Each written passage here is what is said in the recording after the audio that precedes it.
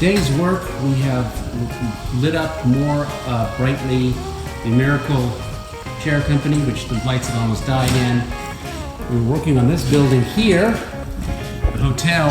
I don't like it entirely because you can see the lights inside, but that's something I can fix and plan to fix, and then do a lot of good work on that building. So we got some stuff done today, and I pulled a whole bunch of wires out that are no longer used and cinched up the rest of them.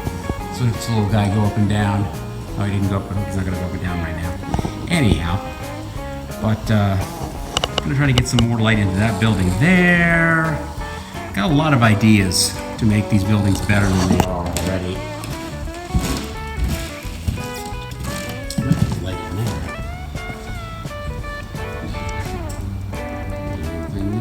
This is another building we want to get light into. You can't see it very well, but it's got some stuff down there, so we'll work on it.